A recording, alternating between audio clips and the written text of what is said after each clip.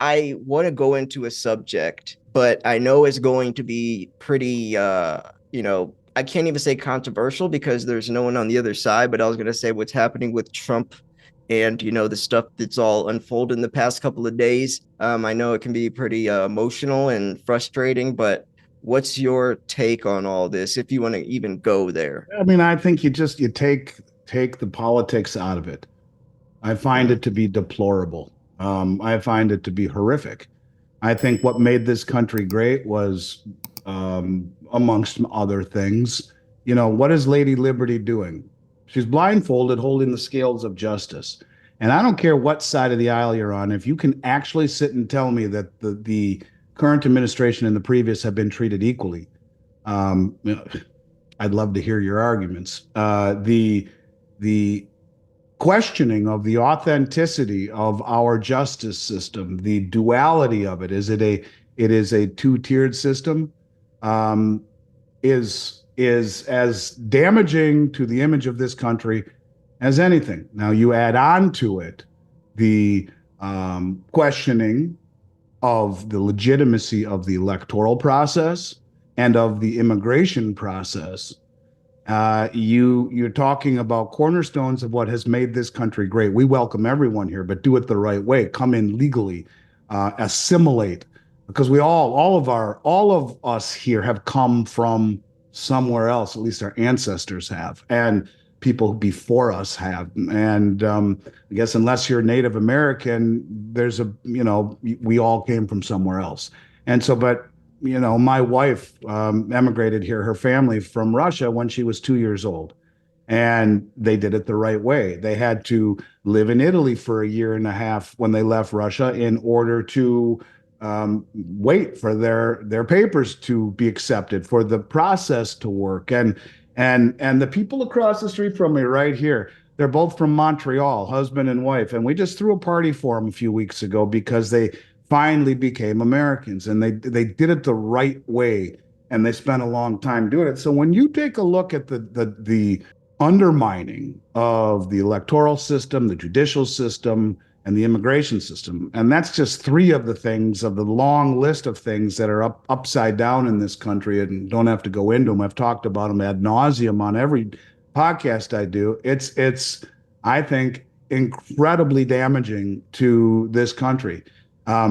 To When you mix in the mismanagement of the world reserve currency, the weaponizing of the dollar, the stealing of the Russian funds and using them to buy munitions to give to the Ukraine, you've crossed so many lines that no one will ever trust us again in the Southern Hemisphere, ever. You are incentivizing the rise and the coalition of the BRICS. You are just forever sullying the name of this country when we are supposed to be the beacon of freedom and of liberty and of justice, and welcome, what is it? Welcome your rich, your poor, your young, your old, your sick, whatever it is. It's been so long since I've heard that. And we do.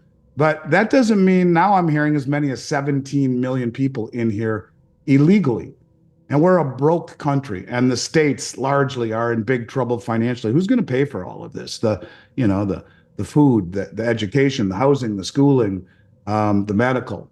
And all of this stuff is not lost on the rest of the world. So when you ask me about President Trump, I find it to be deplorable.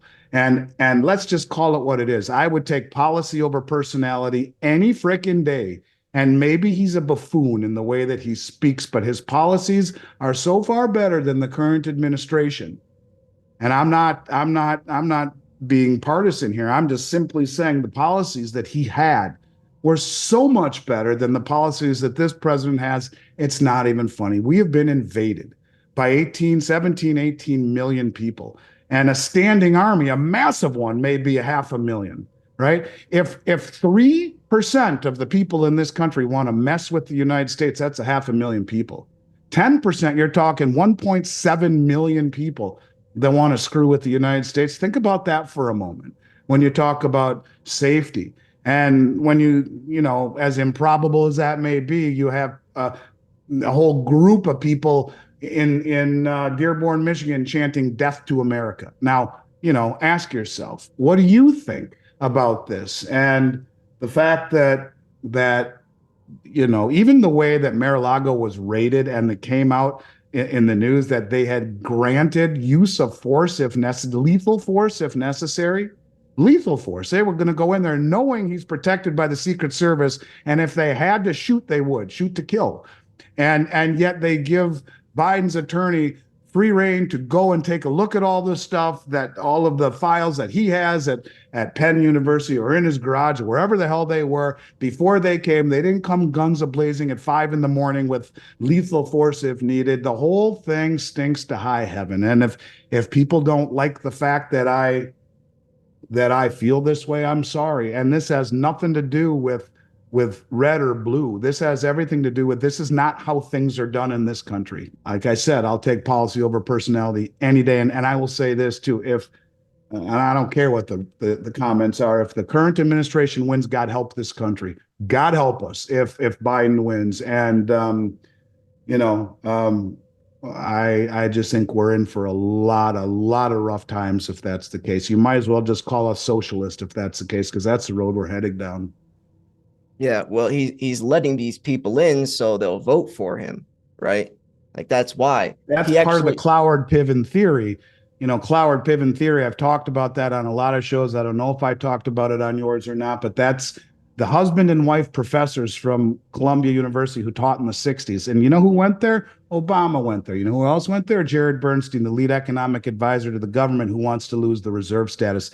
And I know all of your listeners have probably watched Jared Bernstein fumble around trying to explain how the U.S. prints money and sells bonds. It's the most embarrassing thing I've ever seen on Twitter. It's the most humiliating thing you could ever see for the lead economic advisor for the United States. I couldn't believe it, but that they both went there. And the Cloward Piven theory, amongst other things, is all about turning overwhelming the welfare and the entitlement system with a mass amount of people, and mostly in the inner cities. Think about 17 million people all in the inner cities, all needing some form of welfare assistance. You overwhelm it, you blow it up, and leads to universal basic income and socialism, and it's a way to overthrow the system.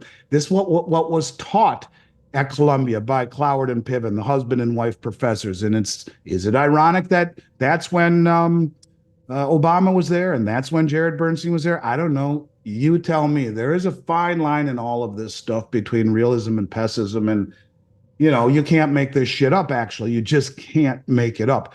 Google the Cloward Piven theory, read it, and ask yourself, is this what they're doing?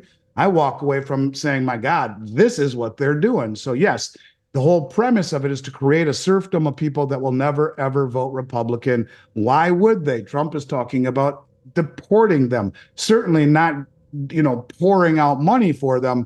And, why would you do that if you're them? You're going to vote for those that are going to give you the handouts. And I understand that, but that's what they're doing. And you get to a point where you have so many people that will only vote one way that the elections just become moot. He on Instagram he posted something about the amount of Chinese nationals that came across the border that got caught when Trump was in office. It was 350 something.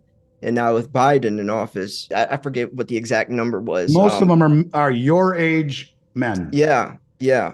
or And younger. there's also this post. It was a picture of Donald Trump and then a picture of like it was Biden, the Obamas, Bush, and all these people. It said Trump zero wars something, and then with these people, hundreds of millions killed. Like I forget how many wars have been under those people. With Biden, once when Trump was in office, zero wars.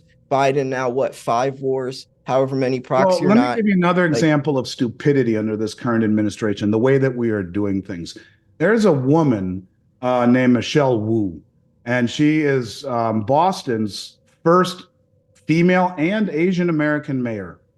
And we've seen just how well this has worked in San Francisco. But she wants to make crimes, including shoplifting and disorderly conduct, off limits to prosecution. She has promised to reallocate police funds to other city priorities and believes in demilitarizing law enforcement by eliminating the use of tear gas, rubber bullets, and police dogs. Further, Wu wants police records of use of force to be made public, which critics say would endanger officers' safety. But listen to the do not prosecute list. You can't make this up, man. You just can't make it up, right? Here's the do not prosecute list. Okay. Unless supervisor permission is obtained. One, trespassing. Two, shoplifting, including offenses that are essentially shoplifting but charged as larceny. Three, larceny under $250. Four, disorderly conduct. Five, disturbing the peace. Six, receiving stolen property. Seven, minor driving offenses, including operating with a suspended or revoked license. Eight, this is the one that it makes me itch when I hear this one. Breaking and entering where it is into a vacant property or not or where it is for the purpose of sleeping or seeking refuge from the cold and there is no actual damage to the property. So if someone can just come into your home when you're not there because they're tired and you can't prosecute, wanton or malicious destruction of property, no prosecution there. Threats excluding domestic violence, minor in possession of alcohol, drug possession with intent to distribute, a standalone resisting arrest, a resisting arrest charge combined with only charges that all fall under the list of charges to decline to prosecute. So you could trespass, shoplift, have disorderly conduct and disturbing the peace, and have a bunch of drugs on you and resist arrest, and they're not going to prosecute you. I mean, you just can't make this shit up. And when you talk about what do I think, I think that the current administration has their head so far up their ass, it's not even funny. And if they win, God help us. And I do mean that. And I'm willing to take all the flack that people want to give me for saying that I am, because I've just had it. I've just had it with this idiocy, thinking this is how you run a civilized society, let alone America, where we are a country of, always was a country of laws and of justice, where you're presumed innocent before proven guilty. And all of these things where it's a privilege to be American, where you come here, we welcome you, but you do it the right way, where you don't beat up cops in broad daylight in Manhattan and then get released. I mean, you can go on and on and on. You can see I get triggered over this because I love this country. This country, dude, I started Miles Franklin in an office the size of the size of a closet, from a loan from my dad's friend whose middle name was Franklin. $60,000 loan. I was 19 years old. I've worked my ass off for 34 years, never had a customer complaint, and thank God every day for the opportunities I've been given in this country. And when you see this stuff, you wonder, are we crossing a line that we can never come back from? Tell you one thing, if the Democrats win again, we will never come back from this. That's my personal opinion, and I'm okay to stand by it. But do know that I'm a patriot and I love this country. And as far as Trump versus Biden, I will take policy over personality any time. And I rest my case. I agree 100% with everything you said, and I'm sure every single person will as well. I mean, that watches this channel at least. The only thing that scares me is YouTube censoring my channel. I almost want to start like a Patreon or somewhere where we could post like uncensored stuff without having to, Hey, everything worry we about just that. said is completely and totally real. This Yeah, article about Michelle Wu, just for the YouTube censors. Let me just tell you where the article was that I read. It came from the Daily Mail, as the Daily Mail reports, Michelle Wu, and then it goes on and on and on. So yeah, yeah. I mean, this is not make believe. This is for right. real. And the funny thing about it is that this do not prosecute list, was created by former Suffolk County District Attorney Rachel Rollins. Rollins, who later ironically joined the Biden administration but resigned amid ethical violations, had advocated for the non-prosecution of more low-level offenses. Great for you, Rachel. And I don't think someone breaking into your home while you're away because they're tired or cold is a low-level offense. In fact, I'd shoot them dead the minute I walked in my door, if you want to know the truth. And uh, it's just insanity to me, man. It's true insanity, and makes me angry. I think you can see that because, what are we if we have no laws? You might as well just strap on a 6-shooter to your hip like they did in the Wild West. And I mean, because that's what it is. If you don't have laws and you have no recourse, how about this? You have a young daughter. Would you let your daughter in Boston work at a drugstore on a Saturday night when they can No, come in and steal whatever they want and not get prosecuted? I mean, or disturbing the peace or larceny or disorderly conduct. I mean, think about all of the periphery here. It's not just this, it just spirals out of control. And would you want to run a business in a city where that's the case? I mean, if everyone keeps stealing $250 worth of stuff over and over and over and over and over and over and over again, at what point do you go out of business? At what point do you say, screw it, it ain't worth it anymore? So yeah, I'm glad you asked that question. I didn't mean to get so fired up, but it's getting to be ridiculous no, already. And Boston of all places, I never knew Boston was that liberal, because you watch like a Boston Red Sox games, their fans seem tough and American and gritty and more blue collar, like what America should be, and I don't know, man. I'm sorry for getting so tripped out. It no. really It's a lot of bothers me. people want it. I mean, everyone I talk to on the phone every day all agrees.